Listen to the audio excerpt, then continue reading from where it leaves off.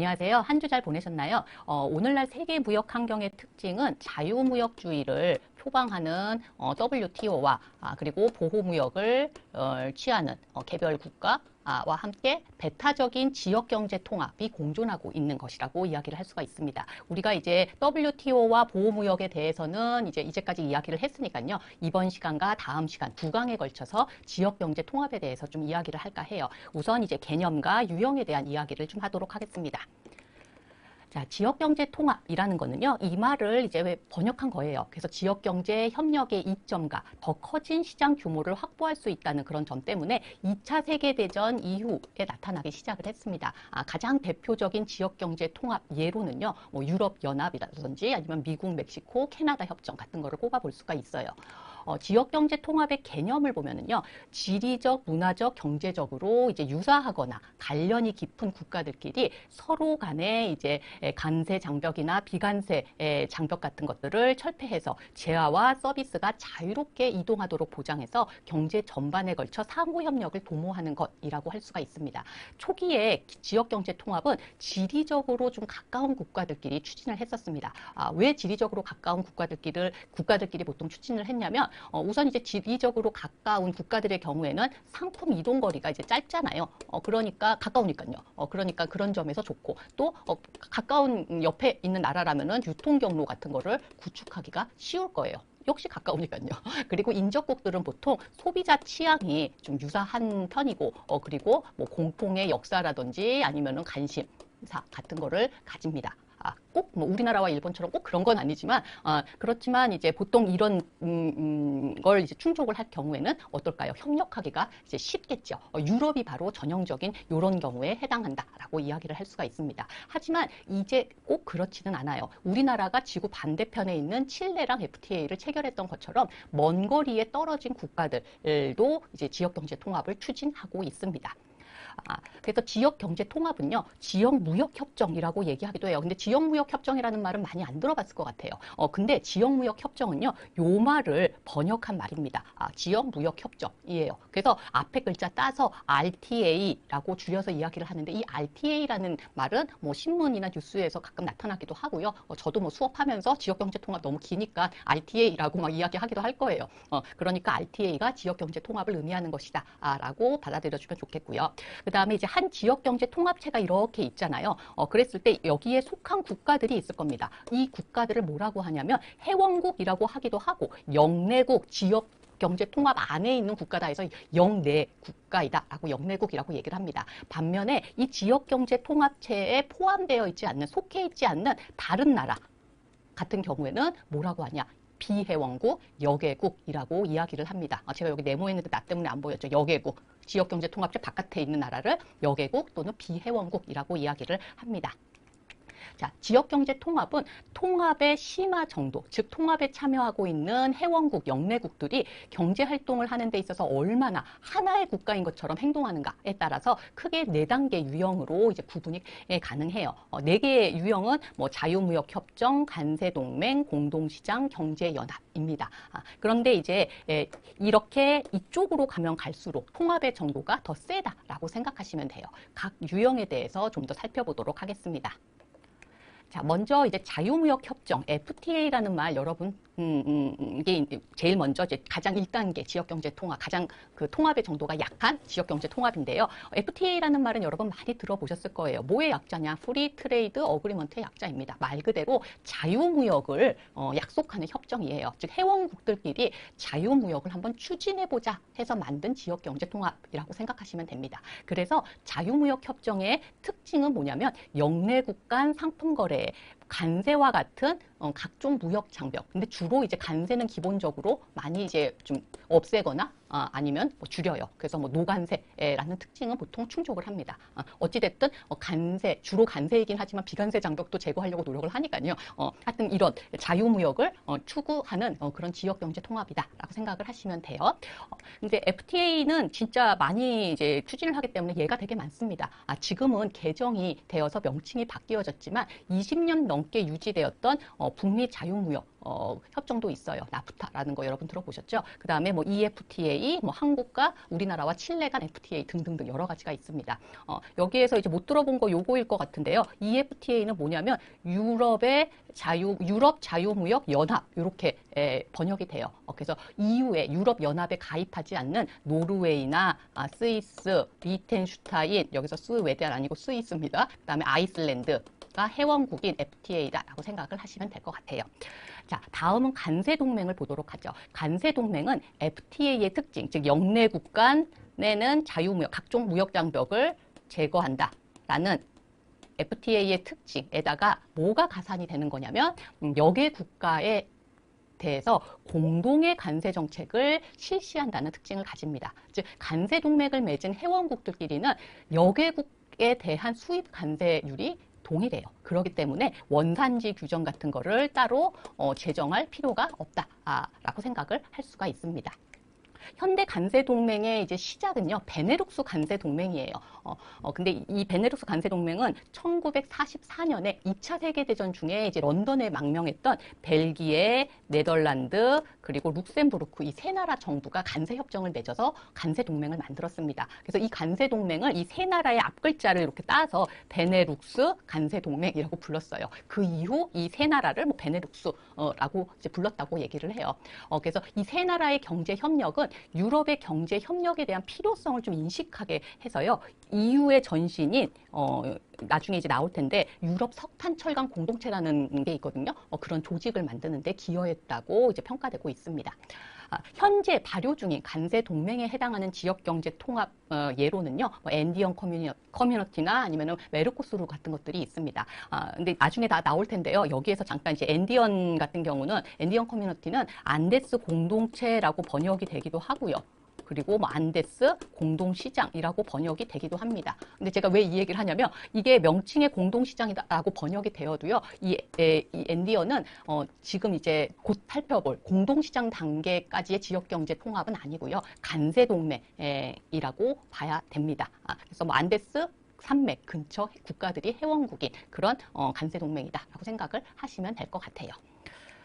자, 다음에 이제 간세동맹보다 조금 더 통합의 강도가 센 지역경제 통합 유형은 공동시장, 커먼마켓이라는 것입니다. 그래서 공동시장은 간세동맹의 모든 특징을 가지고 있어요. 뭐였죠? 1. 영내국 간에는 무역장벽을 제거한다. 특히 이제 간세 등 무역장벽을 제거한다라는 거. 두 번째, 뭐였죠? 여개국에 대해서는 공동의 간세 정책을 시행한다라는 거. 거기에다 더해서 세 번째 생산 요소의 자유로운 이동. 즉 여기서 말하는 생산 이동은 뭐 노동일 수도 있겠고요. 뭐 아니면 자본일 수도 있겠고 뭐 기술일 수도 있겠죠. 이런 생산 요소 등이 자유롭게 이제 이동을 허용을 한다는 것까지 보장된다는 특징을 갖는 게 바로 공동시장입니다. 그래서 공동시장 단계로 통합이 될 경우에는요.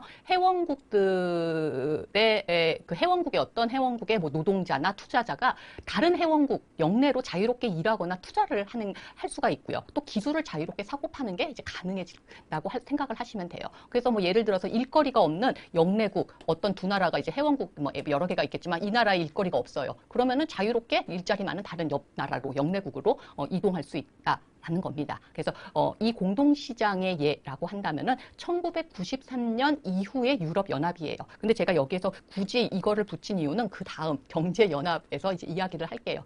그래서 유럽연합이 바로 공동시장에 해당된다라고 생각하시면 되겠습니다.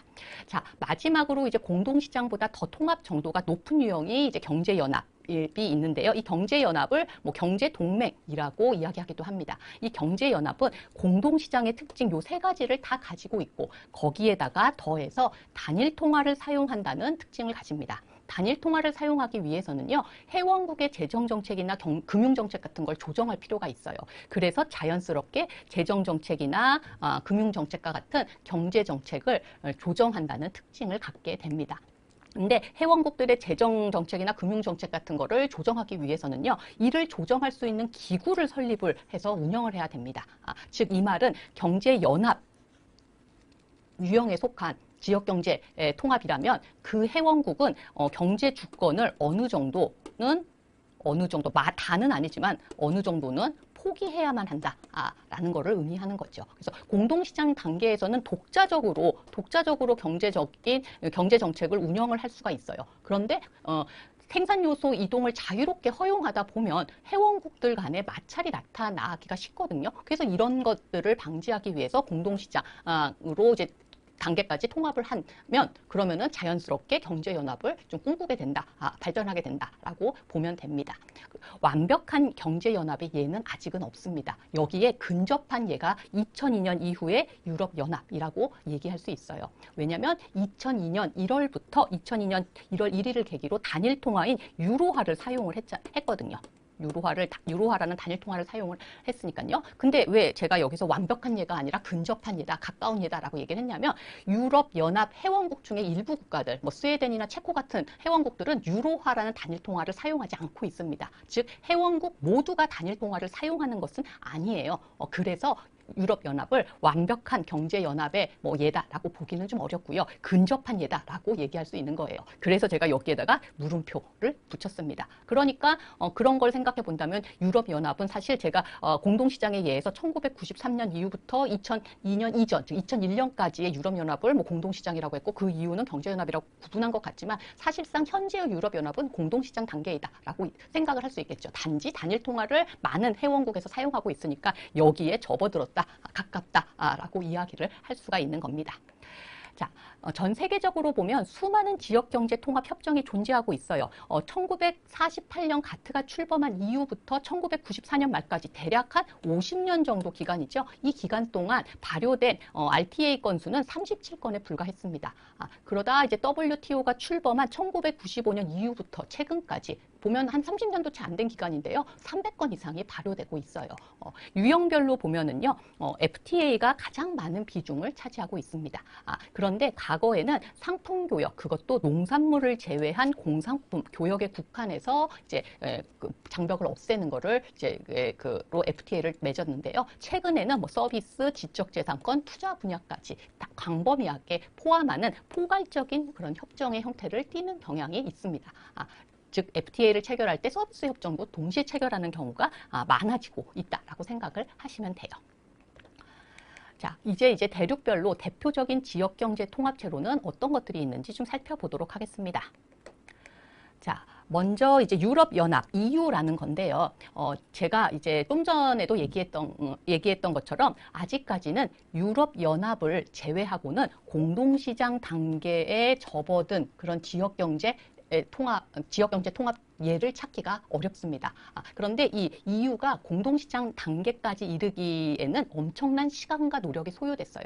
대략적으로 제가 이거를 그 가정을 그려봤는데 주요 사건 위주로 이제 설명을 드리면은요. 유럽에서의 경제 통합을 위한 노력의 시작은 슈망 선언에서 이제 부터다라고 이야기할 수 있습니다. 이 슈망이라는 사람은 이 당시 프랑스 외무부 장관 이름이에요.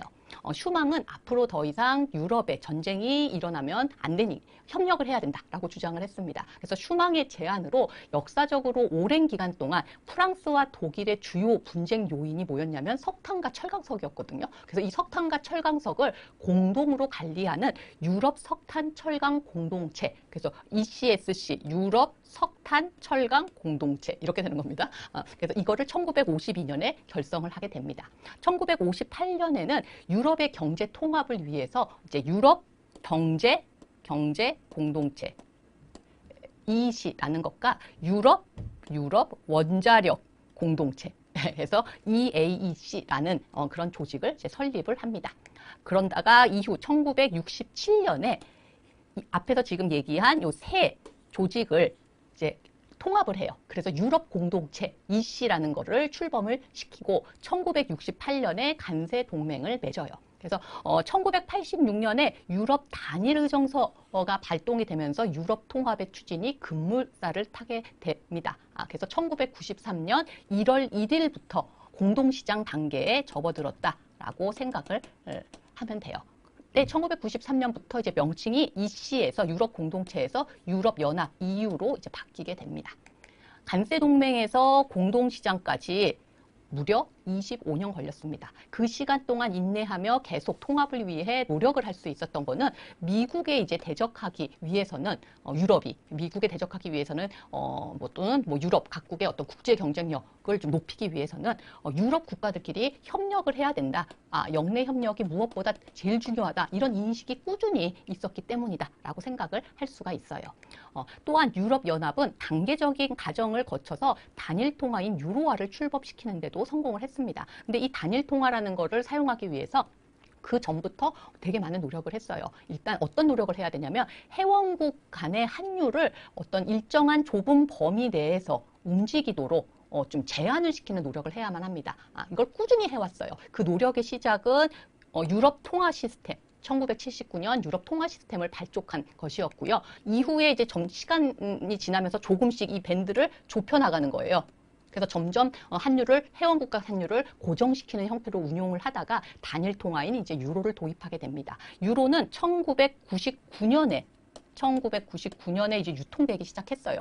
그런데 이제 처음에 이때는 다른 회원국들의 통화와 유로화를 혼용해서 사용을 했고요. 그러다가 이거 죄송합니다. 이거 99년이 여기가 99년이네요. 제가 이거 잘못 봤습니다. 그 다음에 2002년에 이제 유로화가 본격적으로 이제 도입이 되었다. 사용을 했다라고 생각하시면 되겠고요.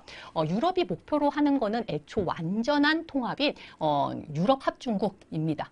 유럽 합중국을 목표로 하고 있어요. 그래서 유럽 단위의 행정부라든지 입법부 같은 것들도 가지고 있어요. 유럽 헌법도 만들려고 했습니다. 그런데 유럽 헌법이 이제 일부 회원국에서 국민투표를 했더니 부결이 되어 버렸어요. 그래서 리스본 조약으로 대체를 했습니다. 그래서 2007년에 리스본 조약이 이제 발효가 됐는데요. 리스본 조약은 뭐냐면 유럽 헌법 조약에서 이제 헌법적인 그러니까 국가기관적인 성격을 좀 제거를 한 것이다 라고 생각을 하시면 됩니다. 자, 유럽연합이 제가 유럽합중국을 지향한다라고 얘기를 했잖아요. 그런 유럽합중국과 같은 지역경제 통합 유형을 완전경제통합 또는 정치연합이라고 얘기합니다. 그래서 이 단계에 접어들면은요, 회원국들은 하나의 국가처럼 이제 운영이 되어서 경제 주권을 완전히 이제 포기를 하고 대신 회원국 전체를 아우르는 초국가 기구가 설립이 돼요. 그래서 경제 정책을 통합하여 이제 시행을 하게 됩니다.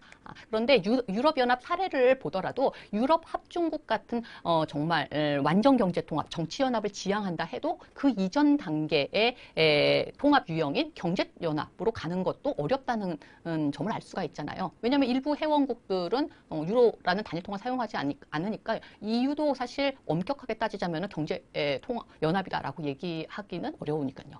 그리고 2016년에 이제 브렉시트 일어났죠. 그거 생각해 본다면 회원국의 이해가 다르면 또 다른 회원국이 탈퇴를 한다 안 한다 하는 그런 게 또 수면에 떠오를 수 있을 겁니다. 그래서 이게 쉬운 길은 아니다라고 생각을 할 수가 있겠죠.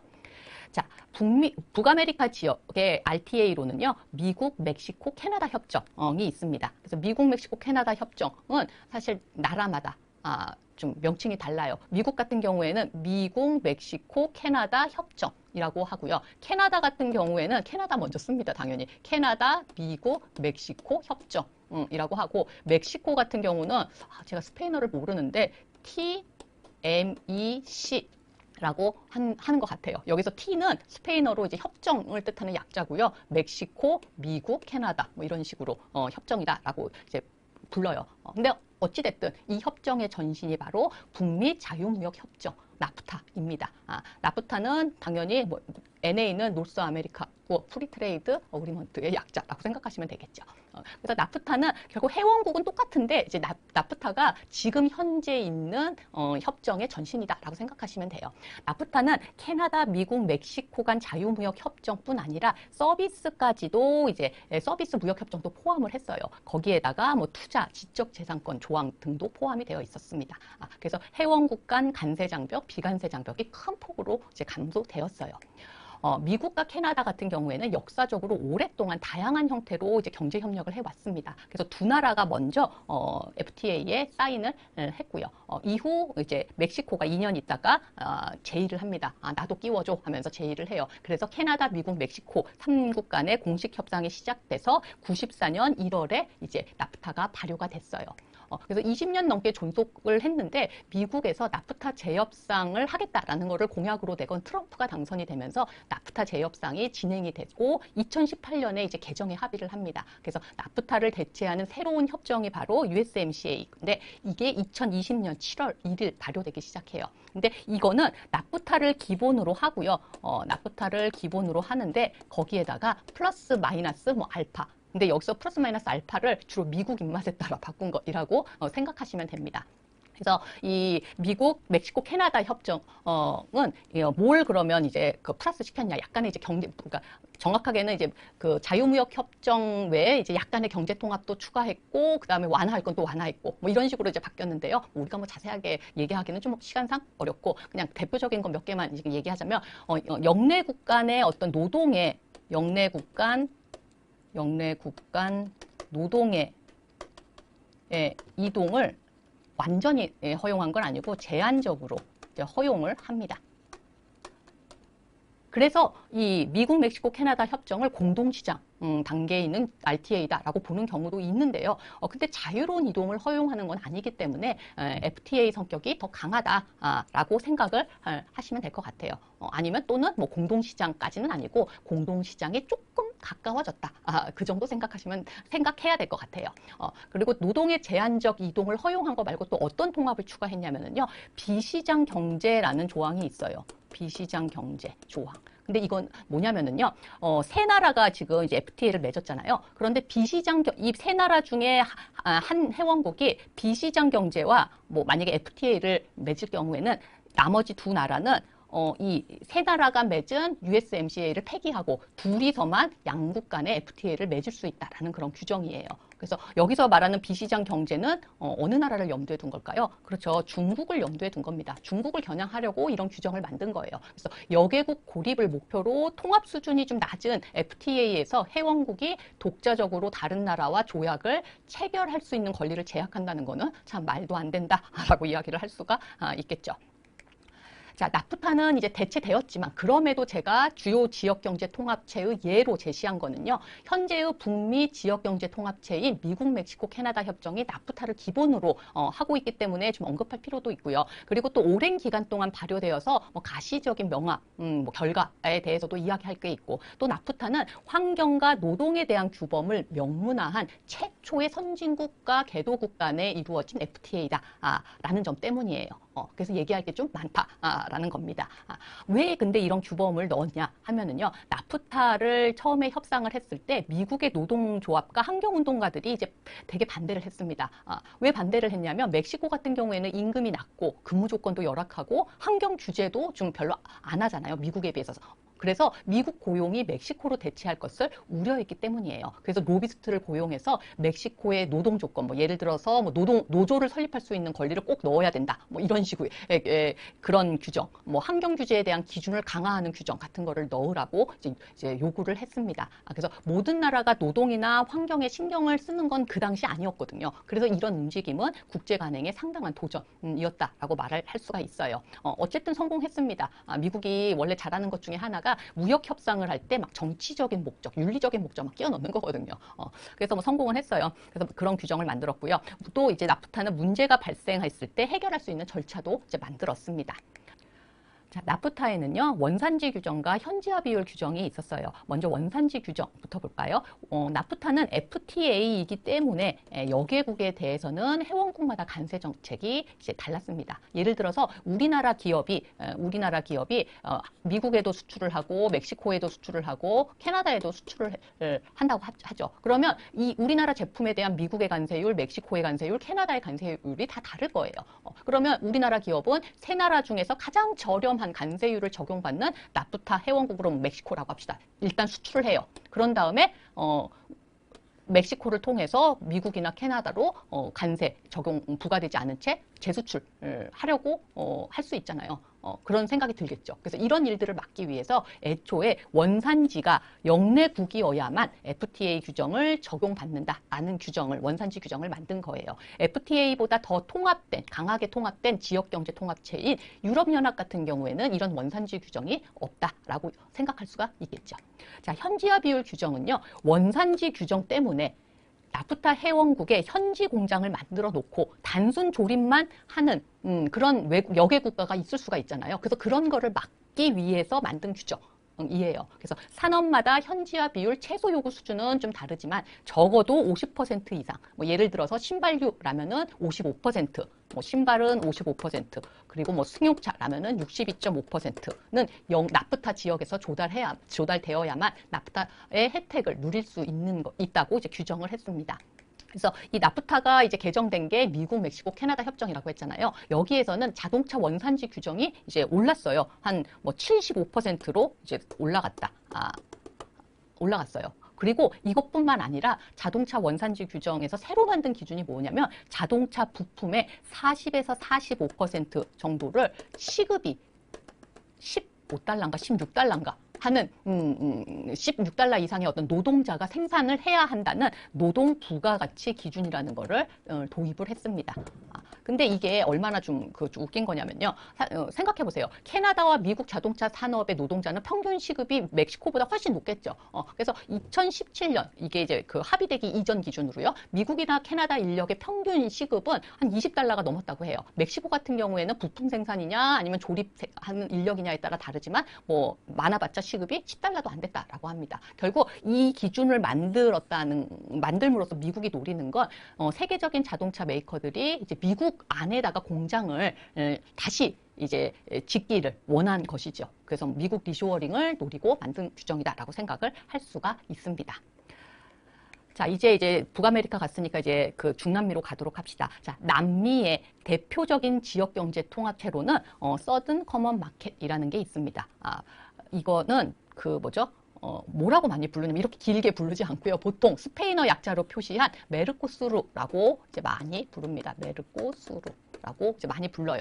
그래서 메르코수르는 1985년 브라질과 아르헨티나가 체결한 두 나라 간 경제 협약에서 출발을 했어요. 그래서 두 나라 간세와 수입 할당 같은 게 없어지면서 브라질과 아르헨티나 간의 교역량이 뭐 한 80%가 넘게 증가를 하는 그런 성과를 올렸습니다. 근데 이제 그 이후 1991년 우루과이, 파라과이를, 그 다음에 2012년 베네수엘라를 추가로 이제 회원국으로 받아들였어요. 그런데 이제 베네수엘라는 2017년인가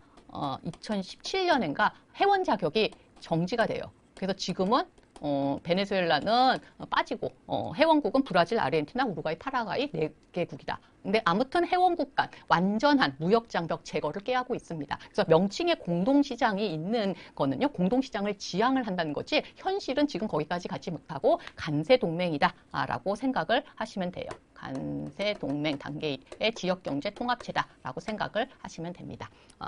회원국들은 그런데 꿈은 이제 원대하게 이제 자유무역 지역을 남미 전역으로 이제 확대하자라고 이제 제안도 했고요. 뭐 노력도 했습니다.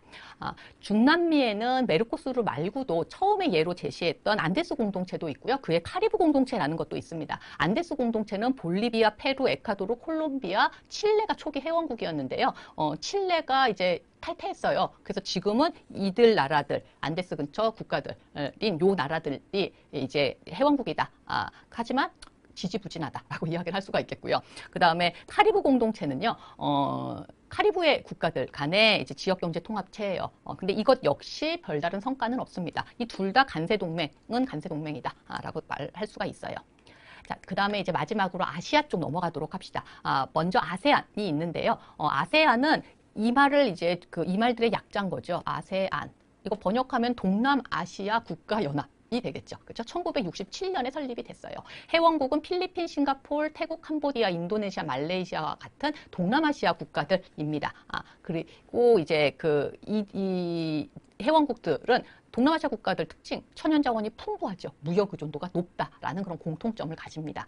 그래서 회원국들의 인구는 또 되게 많아요. 그래서 EU나 USMCA보다 더 많지만 1인당 GDP는 좀 많이 낮은 편입니다. 하지만 경제 성장률은 높은 편이라 발전 가능성이 높다라고 이야기를 할 수가 있겠죠. 그래서 자유무역을 촉진하는 것을 목적으로 이제 노력을 계속했는데 큰 진전을 이루지 못하다가요. 2004년에 뭐 언제까지 2015년까지 뭐 영내 관세 철폐를 꼭 하겠다라는 결의를 담고 있는 비엔티안 행동계획을 발표하기도 했고 2005년에는 중국과 FTA를 체결하기도 하는 등 활발한 움직임을 보이고 있습니다. 궁극적으로는 유럽연합을 같은 형태를 지향을 하고 있어요.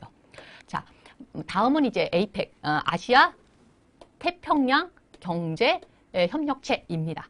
그래서 1990년에 설립이 된 걸로요. 정말 아시아 태평양 지역에 있는 국가들 다양하게 있습니다. 우리나라, 일본, 중국과 같은 동북아시아 국가들도 있고요. 그다음에 싱가포르, 말레이시아 같은 대부분의 아세안 회원국들도 회원이고요. 호주, 뉴질랜드와 같은 오세아니아 국가들도 들어가 있고요. 미국, 캐나다, 멕시코 같은 미주 국가들도 들어가 있습니다. 21개국의 회원국이에요.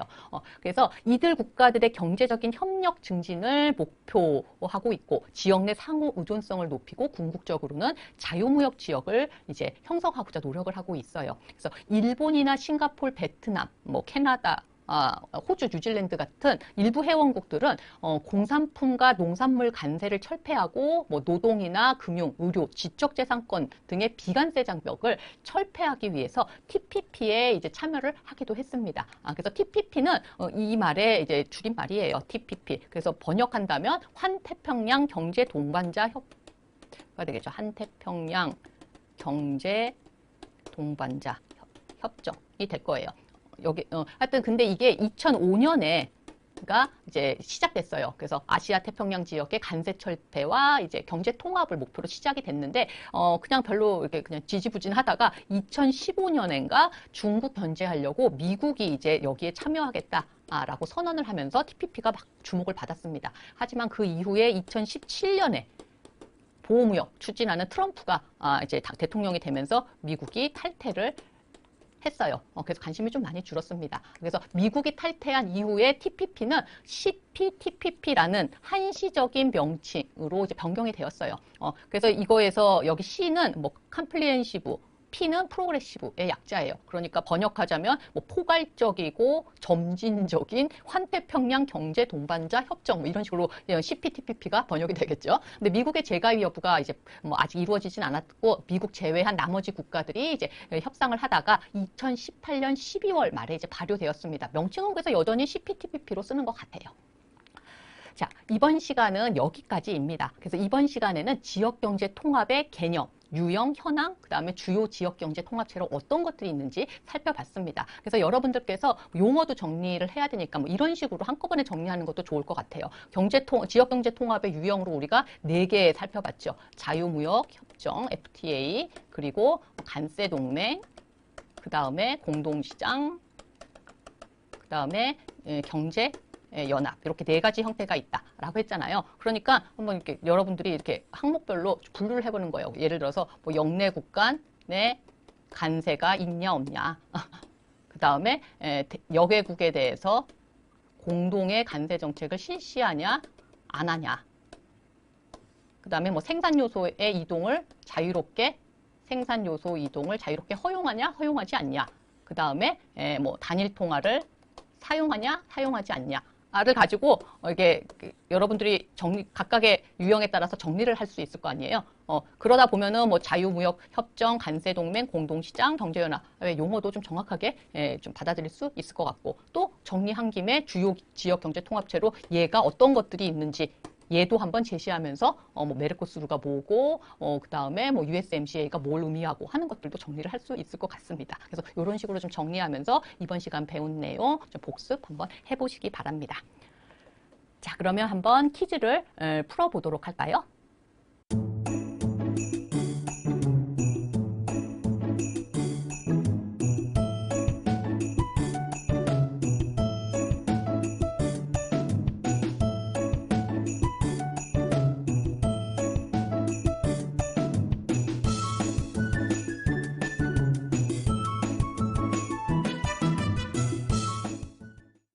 퀴즈는 잘 풀어보셨나요? 다음 시간에는 이번 시간에 이어서 지역경제 통합에 대해서 마저 살펴보도록 하겠습니다. 수고하셨습니다.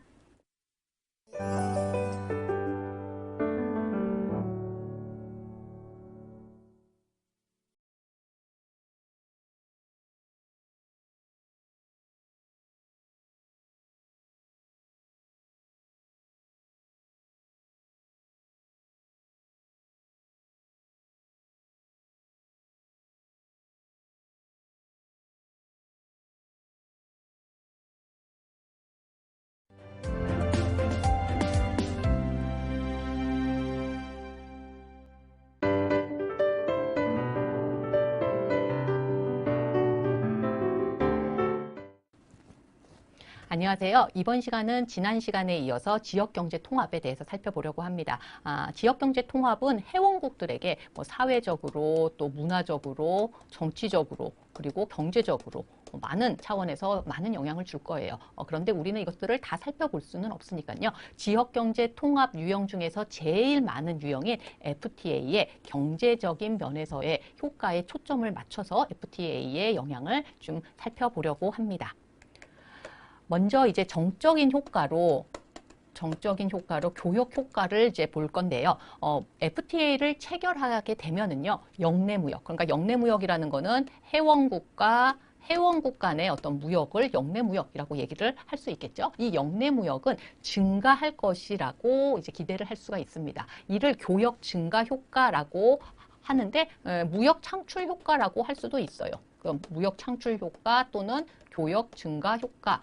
라고 한다라고 생각하시면 돼요. 이 교역 증가 효과는 비교 우위론에 입각한 그런 것입니다.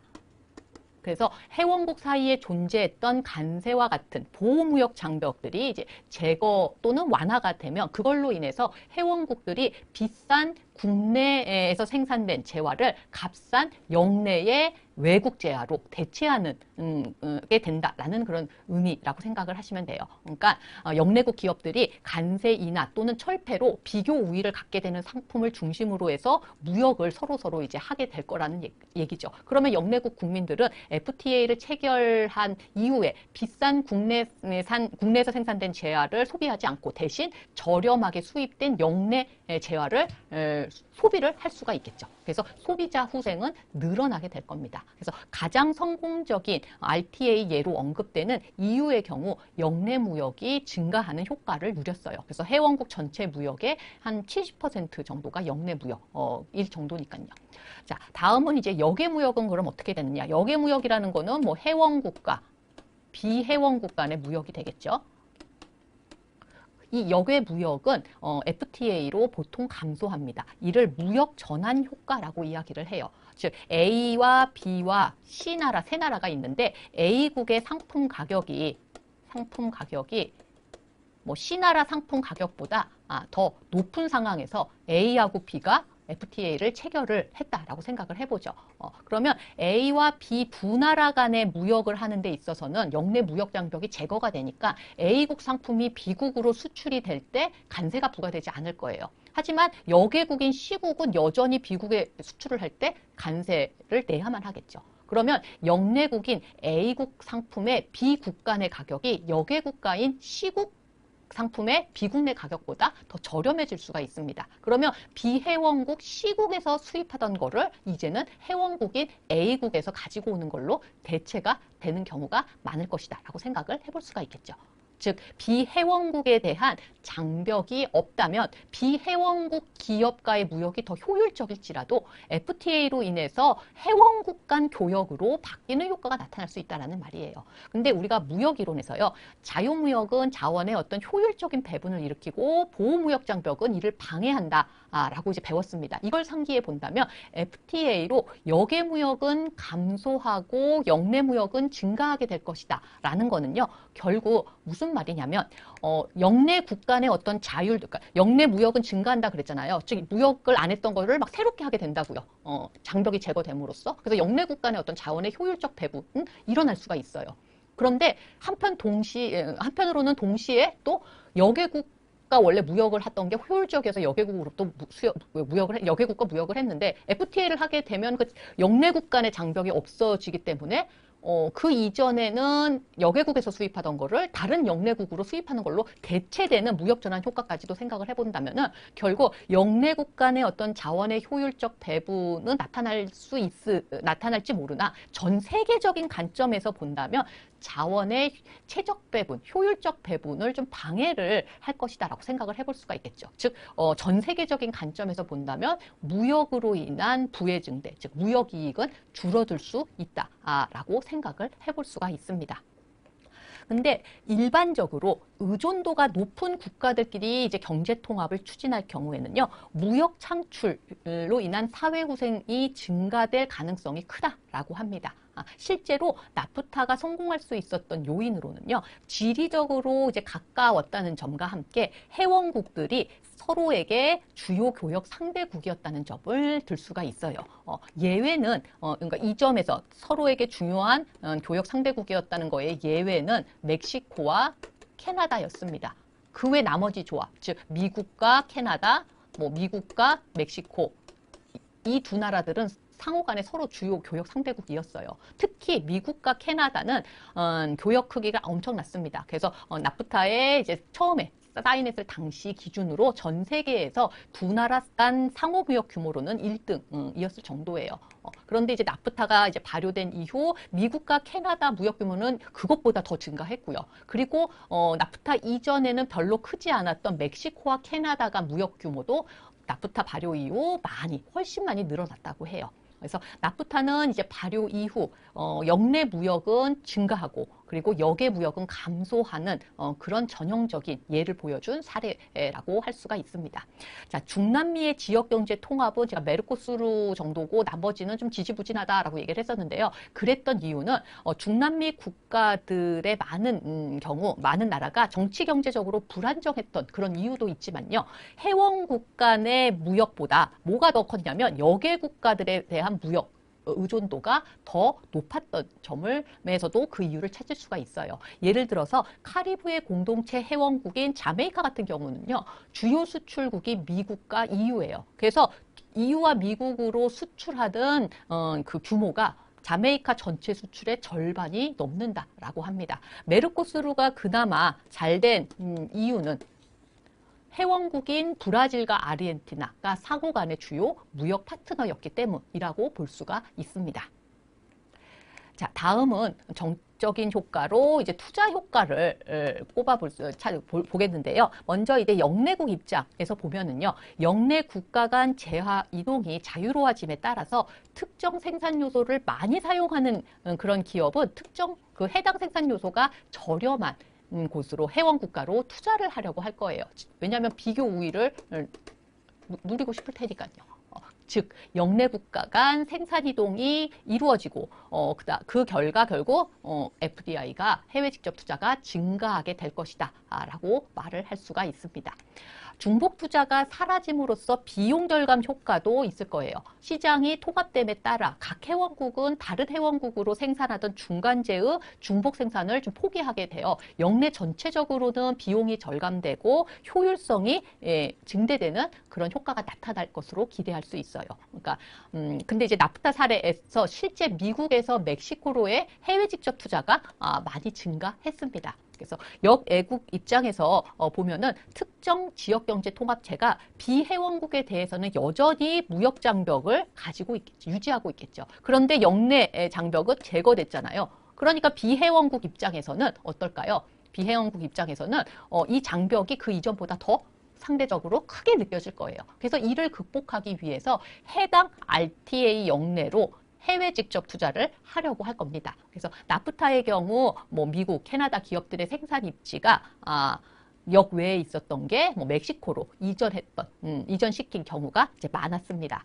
특히 이제 아시아에 생산 거점이 있었던 그런 북미 기업들의 생산 입지가 인건비가 저렴한 이제 멕시코로 많이 이전되었어요. 그래서 의류 회사 갭 알고 있죠? 이 갭은 하청 생산을 아시아 쪽에 원래 했었는데 나프타 발효 이후 멕시코로 이제 바꿨습니다. 짧은 수송거리와 이제 간세가 없는 그런 이점을 누리기 위해서요. 그리고 IBM 은 싱가포르에 있던 컴퓨터 부품 공장을 또 멕시코로 이제 옮겼습니다. 그런데 여기에서 잠깐 여러분들 딴 얘기 잠깐 하지만 IBM이 무슨 뜻인지 알고 있나요? IBM은 너무나 많이 들어서 우리가 고유명사처럼 이제 느껴지지만 그 이름이 뜻을 가져요. 인터내셔널 비즈니스 머신의 약자입니다. 즉 세계적인 사무용 기계. 라는 뜻이에요.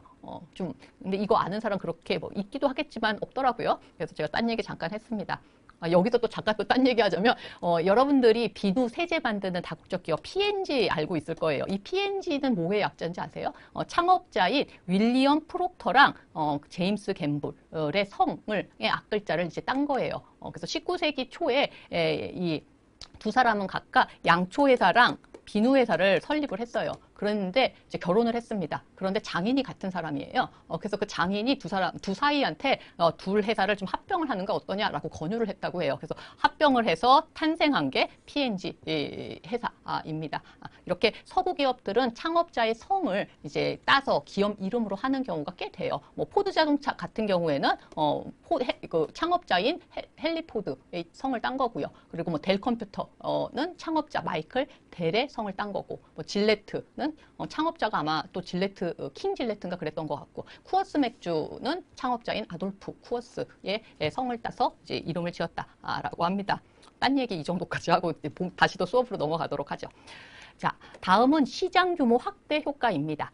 교역 효과나 투자 효과가 이제 정적인 효과라면은요, 시장 규모 확대 효과와 효율성 제고 효과는 동적인 효과라고 할 수 있어요. 즉, 그렇게 중장기적으로 봤을 때 나타나는 효과이다라고 할 수가 있습니다. 그래서 동적 효과는 FTA 체결로 무역 장벽이 완화되거나 제거가 되고 시장 규모가 커지면 그때 이제 나타납니다. 그래서 경제 통합으로 시장의 규모가 커지기 때문에 기업은 생산을 증가시킬 수가 있겠죠. 그러면 생산이 증가되면 기업은 규모의 경제를 달성할 수 있게 될 거예요. 그래서 더 저렴하게 생산하게 된다는 얘기잖아요. 규모의 경제를 달성했다는 얘기는 더 저렴하게 생산할 수 있게 되었다라는 얘기입니다. 그러니까 더 저렴하게 생산할 수 있게 되면서 회원국 간의 무역이라든지 FDI가 더 증가하는 쪽으로 작용할 것이다. 영향을 줄 것이다. 라고 생각을 해볼 수가 있겠죠. 그래서 나프타가 발효된 이후 멕시코는 빠른 속도로 경제 성장을 이뤘고 그러면서 시장 규모 확대 효과가 나타났어요. 자, 마지막으로 이제 효율성이 제고되는 효과도 있습니다. 영내국 간 무역 장벽이 제거가 되면은요, 영내국 기업 간에는 치열한 경쟁이 나타날 거예요. 그래서 경쟁에서 도태되지 않으려면 경쟁력을 확보하기 위해서 효율성을 높이려는 노력을 기업이 할 수밖에 없습니다. 그래서 멕시코 같은 경우 이제 북미 지역의 FTA가 체결된 이후, 발효된 이후 미국과 캐나다 기업 간의 어떤 경쟁에서 살아남기 위해서 경쟁력 확보를 추구한 결과 그 이전보다는 경쟁력이 많이 생겼다라고 평가되고 있습니다. 그래서 더 커진 시장에서 이제 경쟁을 하다 보면은요, 어쩌면 덩치를 좀 키워야 하는 경우가 있을 수가 있어요. 그래서 인수합병 같은 게 또 많이 일어날 수가 있습니다. 그래서 덩치를 더 키우려고 하는 그런 경우도 많아질 수가 있어요. 그러면 이제 이 말은 결국 뭘 의미하냐면 덜 효율적인 어떤 기업, 덜 효율적인 기업에서 더 효율적인 기업으로 이제 투자가 이루어져서 기존 회사들은 보다 더 효율적이 될 것이다 라고 생각을 해볼 수가 있겠죠. 그래서 영내 장벽이, 무역 장벽이 제거가 되면 무역이 확대될 것이고 그러면은 다국적 기업들은 비교 우위에 근거해서 보다 더 전문화될 것이고 또 그래서 무역과 FDI, 해외 직접 투자가 더 많아질 것이다 라고 생각을 해볼 수가 있겠죠. 우리나라를 포함해서 많은 나라들이 FTA를 동시다발적으로 추진하고 또 발효를 하고 있습니다. 이에 대해서 이제 지지하는 입장도 있고 반대하는 입장도 있어요. 지지하는 사람들의 주요 논거는 자유무역주의자 관점이다라고 생각을 할 수가 있습니다. 즉 자원의 효율적 사용이 가능해지고 생산성도 증대되고 효율성도 증대될 것이다. 자유무역할 때 얻을 수 있는 이점들이 나타나서 뭐 생산 비용이 하락하고 소득이 증가하고 물가가 하락할 것이다. 뭐 이런 식의 논리를 내세워서 FTA를 적극적으로 추진해야 된다라고 주장합니다. 실제 구조적으로 대외 의존도가 우리나라는 되게 높잖아요. 우리나라 경제 특징이죠. 그래서 우리나라 그런 점 생각해 본다면 자유무역이 보장되느냐 안 되느냐가 좀 상당히 중요합니다. 그리고 또 자유무역을 한다면 소비자 후생이 증가하니까 이런 경제적인 이유로 적극 추진 주장하는 것도 뭐 일면 뭐 이렇게 고객 공감할 수가 있죠. 하지만 뭐 항상 좋은 쪽만 있는 건 아니잖아요. 그래서 반대하는 측 입장도 꼭 이제 기울여서 이제 들어볼 필요가 있는 거죠. 반대하는 측의 이제 주요 근거는 보호무역주의자 관점과 동일하다라고 생각을 할 수가 있어요. 얻는 것보다 잃는 게 많다라는 거죠. FTA를 하게 된다면 쌍값에 이제 외국산 농산물이나 교육품 같은 것들이 막 들어오게 될 텐데 그렇게 되면 결국 국내 산업은 붕괴될 것이다. 그래서 국내 산업 붕괴에 따른 부작용이 수출이 증가되는 효과보다 더 클 것이다. 라는 점을 내세워 이제 반대를 합니다. 또는 뭐 FTA 추진으로 인한 이득이 가대포장되어 있거나 뭐 허구이다. 라는 것도 이제 내세우기도 해요. 자, 전체적으로 보면 좋을 수 있습니다. 그렇지만 이 전체적으로 본다라는 말은 참 주의 깊게 이제 사실 언급이 돼야 돼요. 이 말은 결국 평균적으로 보면 좋을 수 있다라는 말과 일맥상통한 거죠. 당연히 편차가 존재합니다. 그래서 혜택을 보는 사람도 있고 손해를 보는 사람도 있게 돼요. 그래서 FTA를 이제 우리가 이제까지 해왔던 FTA 과정들을 보면은요, 우리나라 경제 구조가 이제 아무래도 수출을 중요하게 생각하는 그런 구조이다 보니까 수출 증대 효과가 큰 업종들의 이익을 최대화하는 쪽으로 이제 협상이 주고받기식으로 이제 대체로 진행이 되었어요. 그러다 보니까 농업이나 서비스업 같은 취약 산업은 손실을 매번 감수해야 하는 어떤 불균형 구도인 경우가 많았습니다. 그리고 유럽이나 북미의 RTA처럼 오래 지속되고 있는, 그래서 성공적인 사례로 많이 인용되기도 하는 그런 사례가 있는 건 분명한데, 그런 경우에도 여전히 반대 목소리는 그 안에서 존재하고 있습니다. 예를 들어서 멕시코는 내부적으로 항상 어떤 문제점이 제기가 되냐면, 멕시코 경제에는 지나치게 미국에 의존적이다. 미국 경제에 대한 의존도가 지나치게 높아서 우리 경제에 심각한 문제점이 되고 있다라고 멕시코 내부에서 꾸준히 지속이 되고 있습니다. 실제로 2008년에 미국의 서브프라임 모기지 사태로 인해서 이제 전 세계가 경제 침체를 겪었죠. 근데 그 중에서도 탑은 당연히 미국이었겠고, 미국 다음으로 힘든 나라가 멕시코였다라는 이야기도 있을 정도예요. 무엇보다도 이제 소득의 양극화 현상이 심화되었다는 것도 문제점 중에 하나죠. 그래서 일부 FTA로 인해서 멕시코의 일부 기업, 멕시코의 기득권 계층만 이제 덕을 봤다라는 불만이 내부적으로 계속해서 있어요. 그리고 또 멕시코 같은 경우에는 FTA를 체결하게 되면서 미국 농업과 경쟁에서 좀 약간 뒤처진 멕시코 농업이 상당히 큰 타격을 입었습니다. 반면에 이제 미국에서도 이제 불만이 있어요. 미국 내 일자리 상실에 대한 불만도 있고요. 그리고 이제 FTA로 직업을 잃은 멕시코 농민들이 상당수가 미국으로 불법 이주를 했거든요. 그런 사례가 되게 많아졌어요. 그래서 민감한 정치적인 이슈가 되기도 했습니다. 그래서 이런 점들을 고려한다면 결국 FTA는 되게 뭐 경제적인 그런 이슈인 것처럼 느껴지기가 쉬운데 절대로 경제적인 이슈만은 아닙니다. 정치적으로 접근을 해야 돼요. 왜냐하면 이득 본 사람도 있지만 이득을 본 사람도 있지만 손실을 본 사람도 있으니까요. 그래서 손실을 볼 사람들에 대한 대책을 좀 마련해야만 큰 불만 없이 진행이 될 것이다. 진행되는 게 바람직하다. 뭐 이런 식으로 생각을 할 수가 있겠고요. 그리고 앞으로 이제 FTA를 추진할 때 너무 서두를 필요 없고요. 과정을 좀 중요시하는 게 좀 바람직하다라고 생각할 수 있어요. 그리고 또 FTA 자체를 목적으로 하는 경우도 있는데, 그런 경우를 지양하고 거시경제적인 목표를 먼저 수립하고 거기에서 추진할 필요가 있다라고 판단되어질 때 추진하는 게 더 좋겠다라는 말을 해볼 수가 있겠죠. 자, 이제 지역경제 통합의 의미를 한번 생각해보고 이제 강의를 좀 마무리하도록 합시다. 자, 지난 시간에 WTO가 출범한 이후에 RTA 건수가 훨씬 더 많아졌다라고 이야기를 했었죠. 왜 확산되었을까?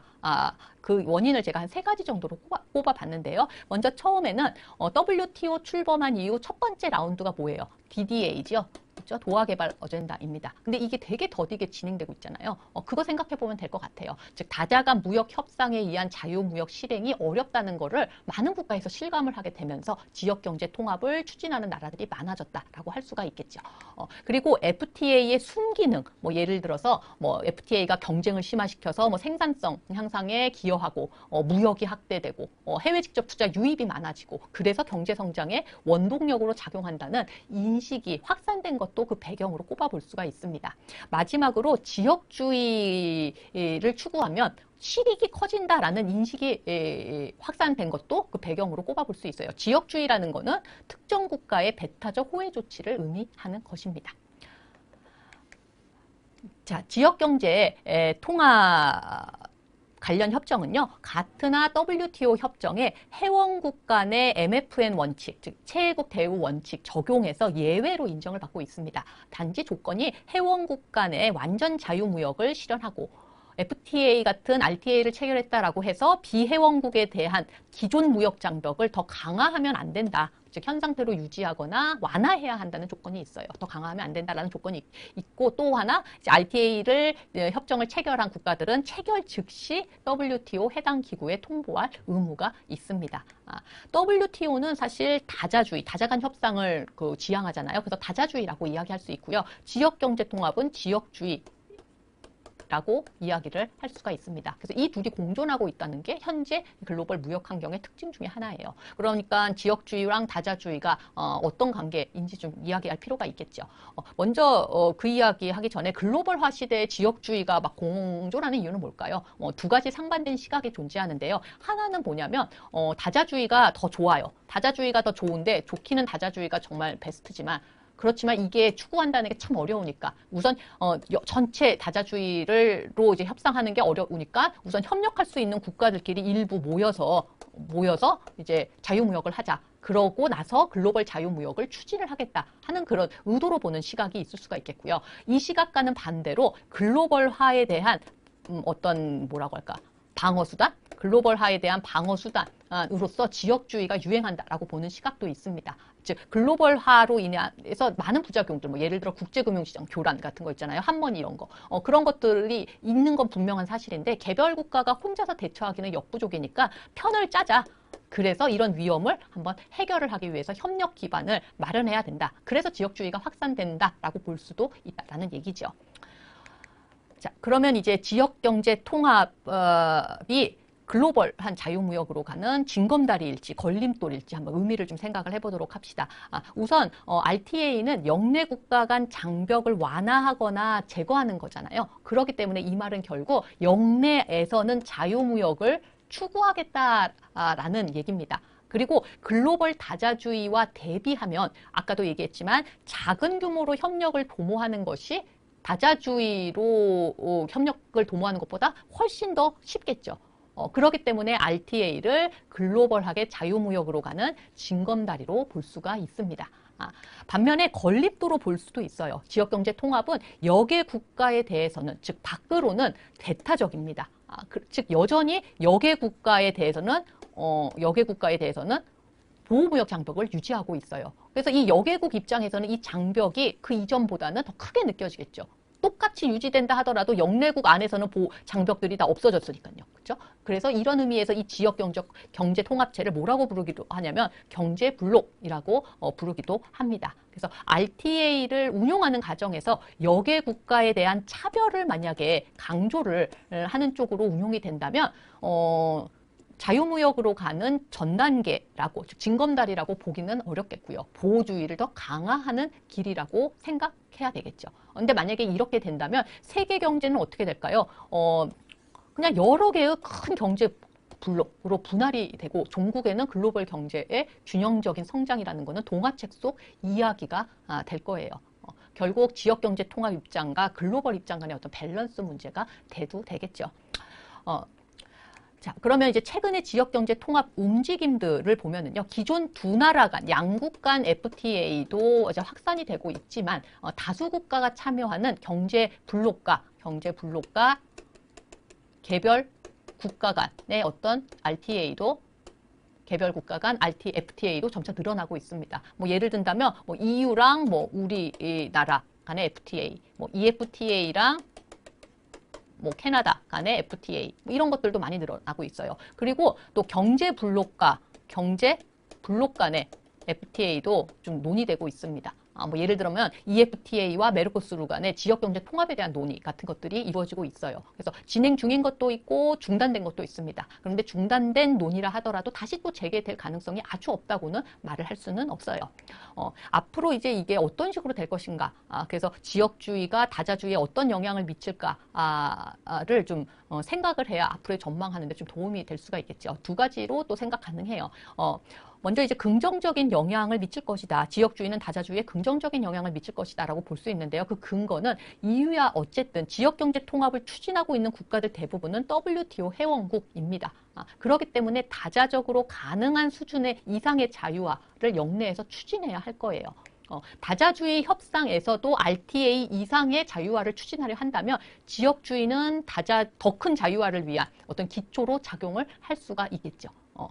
그리고 사실 그러니까 WTO의 전신이 가트잖아요. 가트 WTO 이후 관세 같은 거는 상당 부분 많이 이제 줄어들었습니다. 제가 그때 WTO 얘기하면서 얘기했던 것 같은데 개도국은 아직까지 선진국보다 높은 편이긴 하지만 그래도 과거에 비해서 상당히 많이 내려온 상태예요. 근데 이제 RTA 같은 경우에는 관세 제거는 물론 그 외에 비관세 장벽도 좀 줄이려고 좀 노력을 이렇게 협상을 많이 하거든요. 그래서 그런 걸 생각해 본다면 결국에는 이런 RTA가 유행하다 보면은 나중에 만약에 이렇게 합쳐질 수만 있다면 글로벌하게 자유무역으로 좀 더 진전을 시킬 것이다 라고도 생각을 해볼 수가 있겠죠. 반면에 지역주의로 인해 지역 경제 통합을 추진을 한 결과 규모의 경제를 이제 실현하게 된다면 그러면 이제 범세계적인 자유무역이 더 진전된다 하더라도 거기를 통해서 추가로 얻을 수 있는 이득이 그렇게 크지 않을 것이기 때문에 글로벌 무역 자유화 노력에 대한 필요성을 느끼지 못하게 할 수도 있습니다. 즉 부정적인 영향을 지역주의는 다자주의에 미칠 것이다 라고도 볼 수 있어요. 또한 이제 지역 경제 통합 노력이 진행되는 상황에서 개별 국가가 만약에 이제 그 지역 경제 통합에 속해 있는 국가가 여기에 이거를 막 진전시키려고 막 집중을 너무 쓰다 보면 모든 신경을 지역주의에 기울이다 보면 범세계적인 다자 협상을 좀 거추장스럽게 간주할 수도 있어요. 이 말을 왜 하냐면 실제 그런 사례가 있었거든요. 그래서 유럽연합 같은 경우 유럽의 통합에 지나치게 몰두한 나머지 우루과이 라운드 같은 거를 좀 더디게 만드는데 아주 기여를 했습니다. 어찌되었든 많은 RTA 협정들이 이제 운용되는 과정에서 경제 블록 간의 어떤 마찰도 무역 마찰도 나타날 수가 있겠죠. 그래서 지금은 사실 WTO 다자주의보다는 지역 경제 통합, 지역주의가 대세로 느껴져요. 그렇지만 이런 가능성이 커지면 어느 순간 이제 분위기가 확 바뀌어서 마찰을 해결하기 위한 WTO와 같은 강력한 범세계적 무역기구의 필요성이 다시 커질 수 있을 것입니다. 자, 이번 시간은 여기까지입니다. 이번 시간에는 FTA의 경제적인 효과, FTA 지지하는 측, 반대하는 측 논거도 살펴봤고, 지역경제 통합이 확산된 배경도 살펴봤어요. 그리고 지역경제 통합의 의미를 살펴봤습니다. 원래는 이제 스스로 항상 제가 정리하라고 하지만 시간 여유가 있으니까 FTA의 경제적 효과 한번 정리해 볼까요? 어떤 게 있었죠? FTA라는 거는 일단 영내 국 간에는 무역 장벽을 제거하는 것이고요. 그리고 플러스 여개국에 대해서는 무역 장벽이 유지되어 있는 그런 특징을 가지고 있습니다. 그렇기 때문에 이 두 가지 성격으로 인하여 투자에 미치는 효과 그리고 여기 무역에 미치는 효과가 있는 거죠. 그래서 영내국 간 무역 장벽이 제거 또는 완화되면 영내 무역은 증가할 것이다 라고 할 수가 있겠죠. 즉 그 이전에는 그냥 무역을 회원국과 회원국끼리 교역을 하지 않았는데 무역 장벽이 완화됨으로써 새롭게 이제 무역이 창출되는 그런 교역 증가 효과, 무역 창출 효과가 나타날 것이다라는 생각을 해볼 수가 있어요. 반면에 이제 역의 무역 같은 경우에는 감소할 것이다라고 생각을 해볼 수가 있겠죠. 그렇죠? 그래서 비회원국에서 수입하던 거를 회원국에서 수입하는 걸로 대체를 하는 무역 전환 효과가 나타날 것이다라고 생각을 해볼 수가 있습니다. 그래서 무역에만 이런 영향을 미치는 게 아니라 FDI에도 영향을 미치겠죠. 그래서 역내 무역 장벽 완화로 회원국 간의 어떤 투자 이동이 증가해서 FDI가 많아질 것이다 라고 생각해 볼 수 있고 그 다음에 여개국에 대한 무역 장벽이 있기 때문에 이 장벽을 회피하기 위해서 비회원국이 역내로 FDI를 많이 비회원국의 역내 FDI가 늘어날 것이다. 라고도 생각을 해볼 수가 있겠죠. 그래서 이런 효과들을 만약에 이제 정적인 효과라고 한다면은 이제 동적인 효과로는 시간이 이제 이런 게 계속해서 있는 상태로 시간이 흐르다 보면 중장기적으로 봤을 때 그럴 때 이제 그 시장 동적인 효과가 이제 나타나게 되는데 그 동적인 효과로는 시장이 규모가 확대되는 효과, 효율성이 제고되는 효과 등이 있다라는 얘기입니다. 제고. 그렇죠? 그래서 시장 규모가 확대가 되면 규모의 경제를 달성하기 위한 투자도 일어날 테고 또 무역도 그만큼 더 저렴하게 생산할 수 있기 때문에 무역도 늘어나고 투자도 FDI도 늘어날 것이다 라고 생각을 해볼 수가 있겠죠. 그 외에 효율성 제고는 기업이 경쟁이 치열해지면서 경쟁력을 높이기 위해서 효율성을 제고하는 노력을 할 수밖에 없다 그래서 효율성이 늘어날 것이다 라고 생각을 해볼 수가 있습니다. 그래서 이런 식으로 여러분들도 같이 정리를 해보면 될 것 같고, 이번 시간에는 뭐 사실 특별히 나온 용어는 없죠. 그쵸? 뭐 지역주의 정도? 그거 한번 정리 한번 해보시면 될 것 같고요. 그리고 이제 우리가 이제 다음 시간에 뭘 할지를 얘기하기 전에 퀴즈를 풀어봐야 되겠죠. 그쵸? 자, 퀴즈를 한번 풀어보도록 합시다.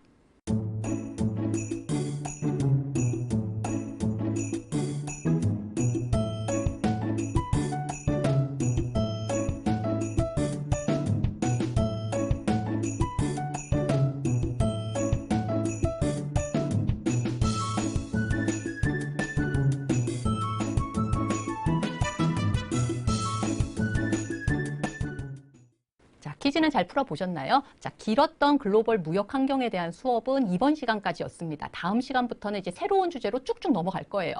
그래서 다음 시간에는 글로벌 금융 환경에 대한 이야기 하도록 하겠습니다. 수고하셨습니다.